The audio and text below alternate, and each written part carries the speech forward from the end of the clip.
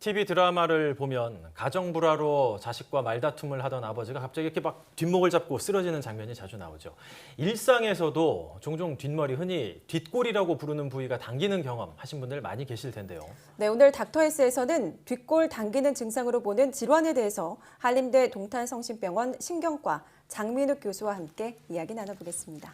안녕하세요. 네, 안녕하세요. 네, 여름에는 짜증도 많이 나고 네. 또 화도 많이 나는 그런 계절인 그렇죠. 것 같은데 그러다 네. 보면 이제 뒷골이 당기는 증상을 호소하는 분들도 꽤 있더라고요. 네, 맞습니다. 여름철에 뒷골이 더 많이 당기는 경우가 많습니까? 네, 어떻습니까? 요즘 불쾌지수 굉장히 높죠. 짜증도 많이 나고요.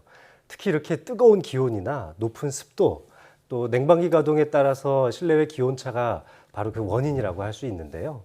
기온과 습도가 높아지면서 몸도 점점 피로감을 느끼게 됩니다.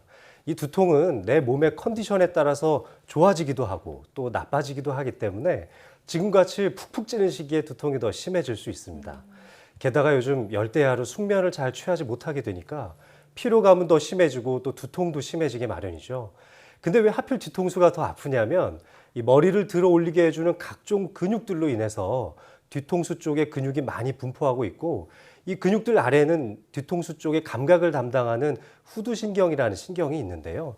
이 신경을 압박하기 때문입니다.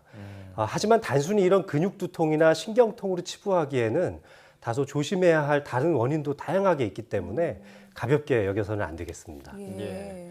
뒷골이 당기는 것도 또 이제 어떻게 당기냐에 따라서 뭐 원인이나 증상이 다양하다 이렇게 알고 있거든요. 네. 저희가 이제 뒷골에 오는 통증의 증상 또 원인에 대해서 어떤 것들이 있는지 화면으로 준비했거든요. 화면으로 함께 만나보시죠. 네. 머리부터 목까지 오는 통증. 보통 우리가 뒷머리가 아프면 아예 목까지 다 또 상체 뒤에가 좀 뻣뻣해지는 경우가 예, 있잖아요. 맞아요. 그렇죠. 예, 맞습니다. 예. 이게 두통의 강도에 따라서도 좀 다를 수 있지만 대부분 뒷골 두통을 겪는 분들을 보면은 목에까지 한꺼번에 통증을 경험하시는 분들이 많아요. 이렇게 머리뿐만 아니라 목까지 모두 아픈 경우에는 보통 경추성 두통에 의한 통증입니다.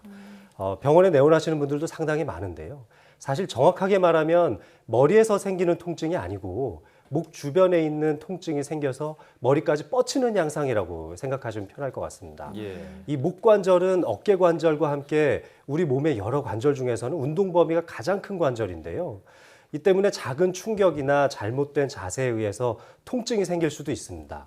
주로 이 경추성 두통은 통증이 목이나 뒤통수에서 시작해서 이마나 눈, 또 얼굴까지 발생하는 것이 그 특징이고요. 예. 수면할 때 또 잘못된 자세, 그리고 목 주변에 가벼운 외상이나 나쁜 자세로 컴퓨터를 오래 사용하는 경우나 또 요즘 침대에 누워서 휴대폰을 보시는 분들도 많을 텐데요. 이런 잘못된 자세 때문에 경추 디스크 등이 조금 더 악화되어서 경추성 두통의 큰 원인이 되기도 합니다. 사실 이 경추성 두통의 경우는 원인 질환을 치료하면 또 금방 나아지기도 하죠. 그렇군요. 경추성 두통 살펴봤고요. 두 번째 증상별 두통 어떤 것이 있는지 살펴보겠습니다. 화면 보시죠. 네, 뒷머리가 찌릿찌릿한 통증, 약간 전기 온 듯한 찌릿한 통증을 말하는 것 같은데요. 이거는 왜 이 질환이 생기는 걸까요? 네, 이런 전기 오는 것 같은 통증은 주로 신경통과 관련이 있습니다.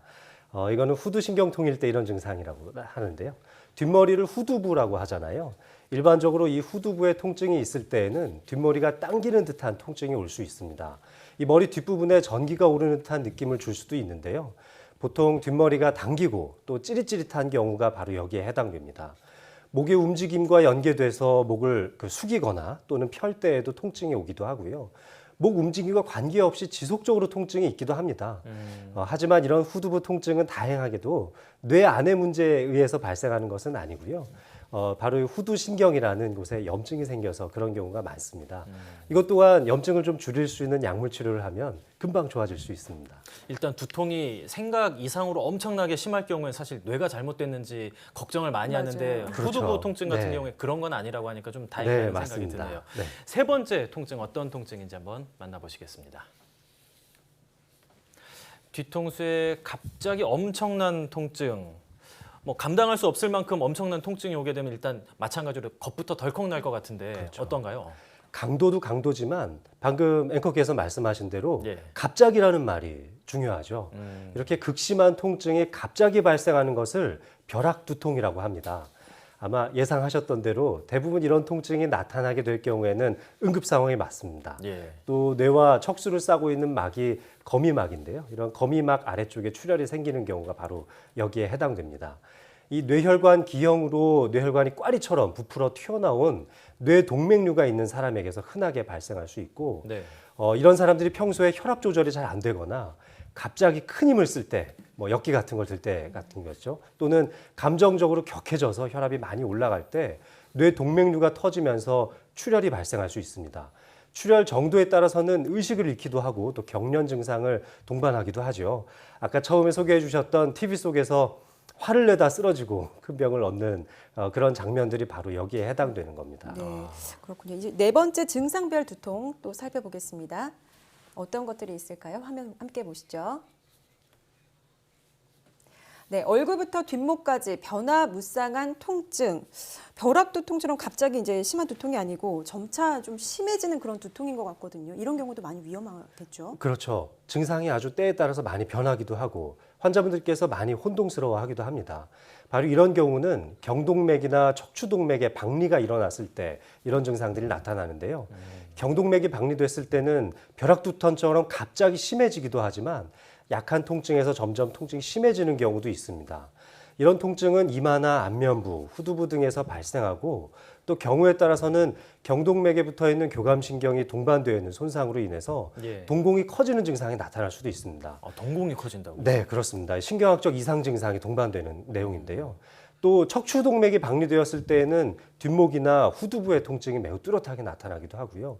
이런 척추동맥 박리로 인해서 소뇌나 또는 뇌간이라고 하는 뇌줄기 쪽으로 가는 혈류의 공급이 차단돼서 뇌경색이 발생하는 경우도 많습니다.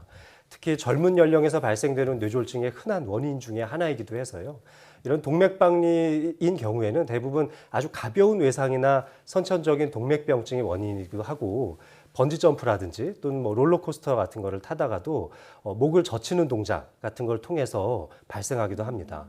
심지어 골프같이 가벼운 운동을 통해서도 발생할 수 있습니다. 예. 사실 두통에 대해서 평소에 경험을 안 하시는 분들은 큰 걱정이 없으시겠지만 평소에 종종 두통을 겪으시는 분들은 이런 두통 저런 두통 좀 구분을 하시는 게 좋을 것 같거든요. 그렇죠. 이런 증상에 따른 원인들 또 이런 것들을 자기가 스스로 측정할 수 있는 자가 진단법 같은 건 따로 없을까요? 네. 굉장히 그 심한 두통이 나타날 때 어떤 점을 조심해야 되는지 그런 경우를 몇 가지 알려드리겠습니다. 예. 첫 번째로는 두통이 점점 심해지는 경우가 해당되겠고요. 두 번째로는 두통과 함께 경련이 나타나는 경우도 위험합니다. 또 두통과 함께 의식 혼탁이 있을 때라든지 또 머리를 다친 후에 두통이 나타날 때도 역시 마찬가지고요. 네. 눈이나 귀의 통증이 동반되었을 때나 예전에는 한 번도 두통이 없던 사람에게서 두통이 지속적으로 나타날 때에도 아주 중요한 감별 포인트가 되겠습니다. 예. 평상시에 이제 두통이 일어났을 때 뭐 약하다고 쉽게 넘길 것도 아니고 또 이제 가족이 두통이 좀 잦다 하면은 관심을 가지고 지켜보는 게 무엇보다 중요할 것 같다는 생각이 드네요. 네. 지금까지 한림대 동탄성심병원 신경과 장민욱 교수와 함께 얘기 나눴습니다. 오늘 말씀 감사합니다. 네, 고맙습니다. 고맙습니다.